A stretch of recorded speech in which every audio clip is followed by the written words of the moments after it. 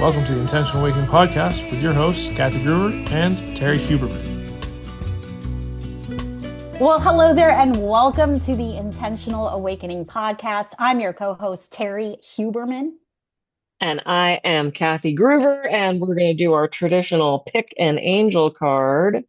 What will it be today? Word of the day. Courage. Oh boy. Courage.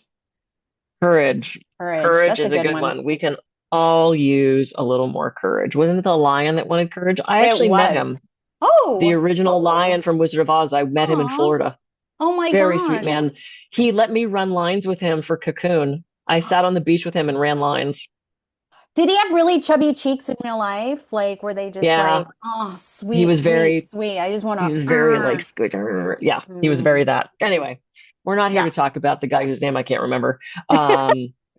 Gifford, Jack Guilford was his name. Oh, there you go. We're here to talk about interpretation. So we all have our biases and we all have our brains, and we're all vastly intelligent, all of you listening. It's everybody else that's the problem, right? But I was watching the dumbest TV show ever, but it's brilliant, is AP Bio. They have all the seasons on Netflix, and near one of the final episodes, they had this psychic woman like told them they saw images, right? And they interpreted these images, and they thought so and so was going to have an affair, they thought so and so was going to die, they thought so and so, because they saw this image in their head and interpreted it. Well, you get to the end of the episode and every single image happened exactly as described, but they interpreted it completely wrong. Yep. The people that they thought were going to have an affair, her earring got stuck on his shirt, so she was laying on top of him and rolling around. They interpreted that as having an affair. The other woman had, I can't remember what happened to her. She had a cloth thrown over her and she couldn't breathe, so she thought she was going to die, but in reality she could just push the cloth off. But it was comical, of course, the way they did it. But how often have we completely misinterpreted this message from the divine, this tarot card reading, this psychic whatever it is? And you're in this realm more than me, so talk to me about interpretation and how we don't get stuck in this realm of completely misinterpreting symbols or the time on the clock or all those things. Yeah, this is definitely the story of my business, basically, whenever I'm doing readings. So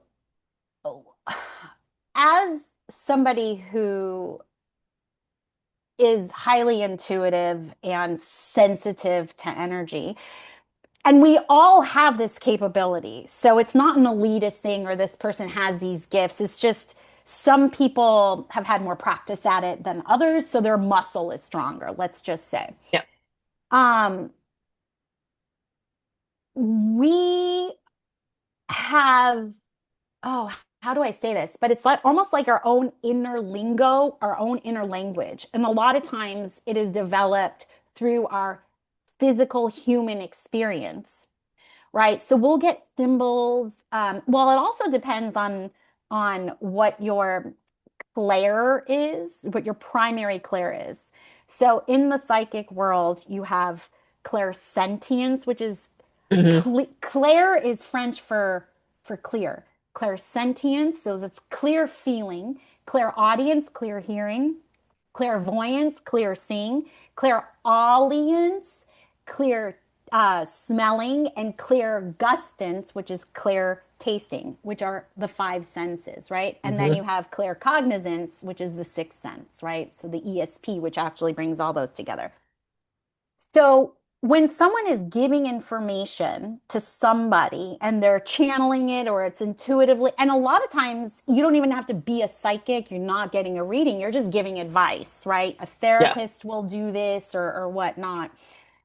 You're giving this information based on your own internal lingo, and you're doing the best that you can to not just interpret that information, but to translate that information.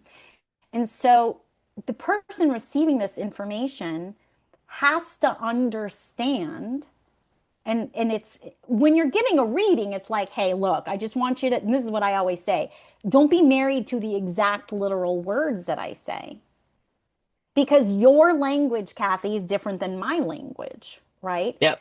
So it has to resonate. That's why people are, people are also so poo poo poo on psychics if they don't like if the psychic says something and it doesn't happen exactly that way. Well, again, it is up for interpretation.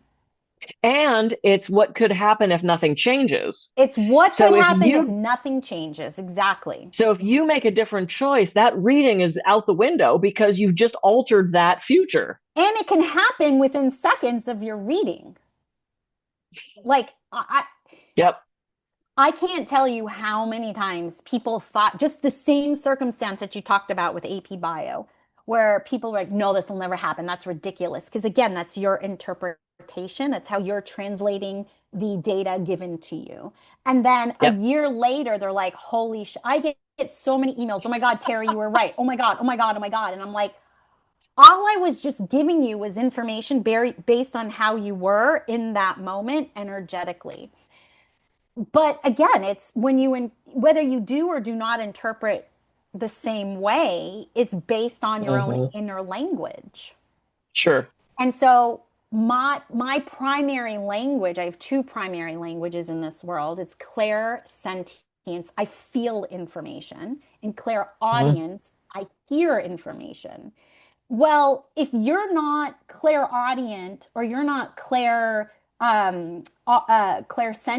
but you're more clairvoyant, you may not be seeing the interpretation the same way because you're seeing it and I'm feeling it, right? So in your Right. head, you're like, Oh, 100%. this can't possibly happen, because again, we each have these strengths. And the way my theory is based on how you learn Hmm. is like your primary sense of communication. So, for example, I'm an experiential learner. Like, I have to, and when I hear a lecture and I'm writing it down and then I go and I do it, I can get it. Hmm. I'm like a really quick learner, Yep. right? So, but there are people who are more visual, and I'll be like, Oh, I can't see what you're doing. So, we yep. are not speaking the same language. Yep. So, I'm that a visual kinesthetic. Yep. yeah, Totally. and I'm an audio kinesthetic. So it's like that's why we do have something in common. That's why we can still communicate pretty clearly. But there'll be some times where you're like, no, I see it this way. And I'm like, well, I see how she could see it this way, but I actually see it this way. But it's still, Hmm. again, paradox. We're still seeing it the same. So that's my take on it. Yeah. What are I you love that. thinking? Well, I agree with everything you just said. I'm going to look at it from a different perspective, which is people who get locked into this one interpretation of that Yes. thing, and Mhm. they refuse to. Every time I see a parrot, it means, and it's like it could, but also that's like getting a dream, one of those dream books. 10,000 dreams interpreted. Just because you dreamt about dogs and I dreamt about dogs, I have a different perspective on dogs than you. What was the dog doing? What did it look like? Was it my Yeah. grandfather? We don't know. And this is the thing, it's our human brains that want so desperately to believe Yes. things. Hmm. Um, and there's patterns, which is Hmm. what astrology is, right? It's pattern recognition. Hmm. But I have throughout my life of working with clients, both massage clients, coaching clients, hypnosis clients, that got so stuck in this lane Yep. of this has to mean this because they want so desperately for that to be true. They want to believe that every bird is their grandmother. They want to believe that every time they hear a whistle, it's their brother telling them something from beyond. And I think people find comfort in that in ways, but I don't know if it's the healthiest choice because are you deluding yourself? But then Mm. again, who am I to say that not every bird is your grandmother? So, it's that then it comes the paradox, Right. right? Right. Well, I think if I can go just a little deeper from the human perspective, I I think why people can't see past a certain definition or they're so stuck in one way, it's to create safety. They may have had some sort of trauma in their life. And Yeah. so, well, that's part of the pattern, right? So, trying to get control, like, no, that's my grandmother, makes them feel safe in this world, right? Hmm. Makes them feel better, and then they're able to get up, have their coffee, go to work because grandma is sitting on the sill. So yes, who are we to say that that's grandma or not grandma? But I think that's why people, it's that rigid mindset. It's the Right. rigid mindset versus growth mindset too. But also the problem is that bird's only got a 3 to 5 year lifespan. So at year 6, when grandma stops showing up on the windowsill every morning, are you not going to be able to function because you're living your life through this idea of this symbol? Yeah, And they're great, they're great arrows, but the map is not the destination. correct. So we have to remember that, yeah, there might be these messages coming through, but to 100, and I 100% nothing, right? 100% relying on these things or counting on these things or imbuing these things with so much power, I get it. And there can be a not danger, but there can be a real trap in doing that, I think. Yeah, I think so too. And I think it's a bypass. I think it's a by Mm, I think it's yeah, a bypass, and we can go on and on and on about spiritually bypassing because you want to talk about a pet peeve in the spiritual world. That would be my biggest pet peeve. yeah, But, just added it to the episode list. yay, Kathy. Yeah, so I mean, that could just be somebody who really doesn't want to deal with whatever trauma or experience that they've had, so they have to transfer it onto something else. And yeah, if that something else disappears, they're gonna have to deal with those repercussions, and it may not be nice or pretty. But then we go back to the Yeah, human aspect, and then we can even go to, I mean, then we can grow into the spiritual aspect of, okay, this is an evolution of the soul that what needs to go through, right? Which awakening happens. We have an episode coming up with phases, right? And then dark night of the soul and like the whole thing. So yeah, everything kind of comes together. And that's why I'm always saying, like, it is not easy to navigate this human experience as a spiritual being, because that's what we are. We're wearing yeah, earth suits. yeah. I So that call them our makes us meat suits. human. Yeah. Yeah, yeah. Well, and again, for everybody listening slash watching, when we have these discussions, we're not claiming to have the answer to Oh this. God, no. This is, and we're bringing up, I mean, to look at, this giant Capricorn list of future episodes. These are things that interest both of us that we Yeah, have some maybe working knowledge of. And sometimes I might throw out something that we have no freaking idea what we're talking about, but we're right, working through it. And right. this is why I love discussions like this, because it's discussions like this that help to clarify things. Yeah, And I've had so many clients in my office, because most of my massage clients, we tend to chat most of the time. It's like we're like, why did we not record this? We just solved all the world's problems in this last hour. Like, because it's different people sharing ideas and views. And though you and I have yeah, a lot of similar views, I think yeah, we also bring different experiences to it where we're right. going to come up with things that are really fascinating. So I'm so excited that we're doing this. Yeah, Um, same. anything else that we need to know? I mean, we kind of covered everything with interpretation, right? Not getting locked into it being right, not, Yeah. I mean, just being open to hearing and then, well, the word is curious. I think the word is curiosity mm, because then you're not my favorite locked in thing. it. Then you're not locked into anything. And energetically, curiosity kind of gives you some play, and which is the total opposite vibrational frequency of trauma, play and Yeah, trauma. So curiosity just takes off so much pressure, especially if you're a perfectionist.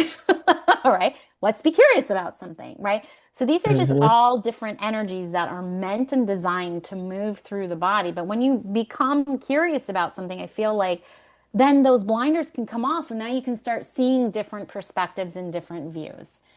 And that's yeah, what's really yeah. important to grow. I agree with you. And this is, I think, when I first started reading tarot cards, the guy who trained me was like, do not try to read your own cards. Oh because God. our because our bias is like, oh, good, he's going to love me and I got the promotion and everything's fine. In 2 weeks, everything will be because we want that so bad. Yeah. Yeah. So when Yeah. I do read cards for myself, I read cards that have an interpretation built into them, that I Nice. can read the little book and to see what it is, as Yeah. opposed to just tossing out the Queen of Cups and going, oh, I know what that means. Yeah. I might know what Yeah. it means for somebody else in that scenario, Yeah. but to interpret for myself, I've Yeah. told people, I'm like, don't read your own cards Mm, like that. don't. Have some call Terrie. She'll do it for you. Cool. All right. This was great. All right. I am Kathy Gruver. I can be reached at kathygruver.coach. And I'm Terrie Huberman. You can check me out at terriehuberman.com. Thank you so much for joining us for this episode. We're so looking forward to hanging out with you again in our next episode. See you then. See you next week.